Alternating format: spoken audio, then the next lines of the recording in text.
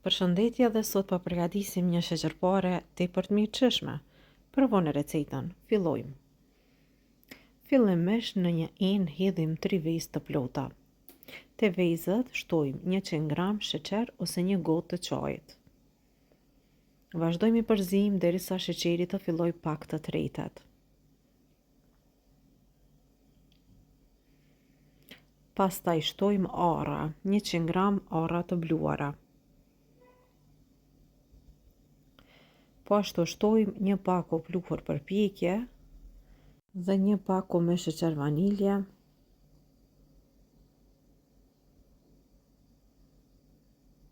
Shtojmë 150 gram gjalp ose në temperaturë dhome ose gjalp të shkrirë. Pra si të doni e përgatesni recetën. Vazhdojmë krejt përbërësit i përzim mirë. Mandej në fund do të shtojmë edhe mielin. Por mielin do e shtoni gradualisht nga pak derisa të formohet brumi.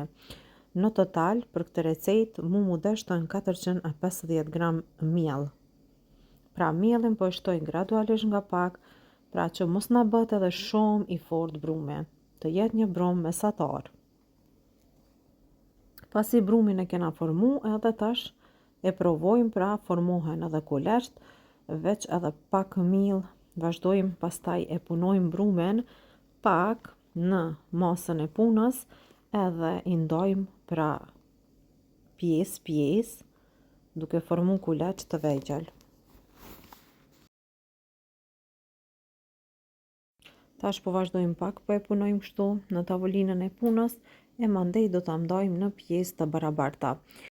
Unë kam vendosur që brumin të ndaj në pjesë të vogla të barabarta, dikon rreth 17 kuleç të vegjël, por që nuk bëhen edhe shumë të vogla. Nëse doni për shembull mi bë më të vogla, mundeni me nda brumin edhe në 20 kuleç, pra më të vogël, pra se sa që jam t'i formuar. Vazhdojmë tash kështu i përzim mirë me dorë, pra i ngjeshim derisa të bëhet një sipërfaqe e lëmuar, pastaj i japim formën. Edhe kështu formë të rrumbullakt, pra kam vendosur një formë të thjeshtë të sheqerpares. Edhe kështu krejt kena me i përgatitën, pra disa herë do ja bëjmë kështu me duar që të bëhet një sipërfaqe e lëmuar. Pasi ti kemi përgatitur krejt kuleçët, në të njëjtën mënyrë, të gjitha do t'i vendosim në tepsi për pjekje. Furrën e shpëretit e kam nxehur në temperaturë 170 gradë, edhe kur furra të jetë e nxehur, ne i shtim i pjekim në temperaturë 170 gradë për 30 minuta. Nëse vendosni me i pjek në një temperaturë më të lartë, atëherë do t'ju pjeken për më pak minuta. Pasi të pjeket sheqerparja, do e la që të ftohet të rësish. Pra sheqerparja duhet të jetë e ftohtë. Por fillimisht do e transferoj në një enë pak më të vogël, pra në një tepsi më të vogël, sepse këtu do ja hedh edhe shërbetin edhe më lehtë edhe më mirë do ta thith shërbetin sheqerparja. Vazhdojmë e përgatisim shërbetin dhe në tenxhere hedhim 3 gota me sheqer. Gotat që jam t'i përdor janë nga 220 ml. Pastaj këtu shtojmë 4 gota ujë, pra gotat e njëjta do t'i përdorni për ta përgatitur shërbetin. Shërbetin do ta la që të zihet në temperaturë mesatare. Nga momenti që fillon me vlu, do ta llogarisni kohën 20 minuta. Çish duhet me vlu shërbeti? E shohim video në vazhdim. Shërbeti duhet me vlu në këtë shpejtësi kështu si në video dhe të zihet për 20 minuta ngadal në temperaturë mesatare. Pasi që është zi shërbeti dhe është i nxehtë, val, tash me një herë të nxehtë e shtojmë tek sheqerparja. Nuk e leni me uftof, por direkt nga ploqa e shpëretit edhe drejte tek sheqerparja.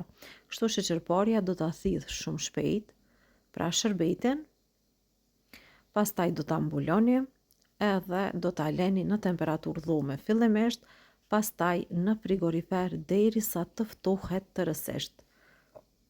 Pasi të ftohet, mund ta provoni sheqerparen. Unë besoj që të gjithë do t'a pëlqeni recetën. Provoni edhe ju.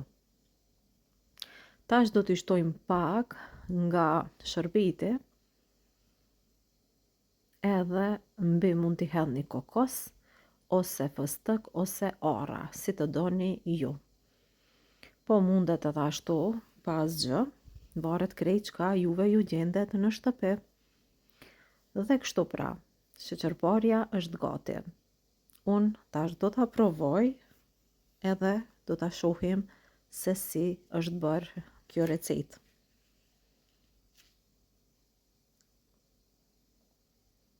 Tash do t'a shohim edhe recetën. Është tepër e mirë, provone dhe besoj që do t'a pëlqeni të gjithë. Kjo ishte e gjitha që kishim përgatitur për ju sot. Shpresoj që edhe kjo recetë do ju pëlqej. Nuk e di sa po vrehet, por shkrihet në gojë. Pra, e pat vetë se sa e mirë që është bërë. Mirëmbëjtshi deri në recetën tjetër të radhës.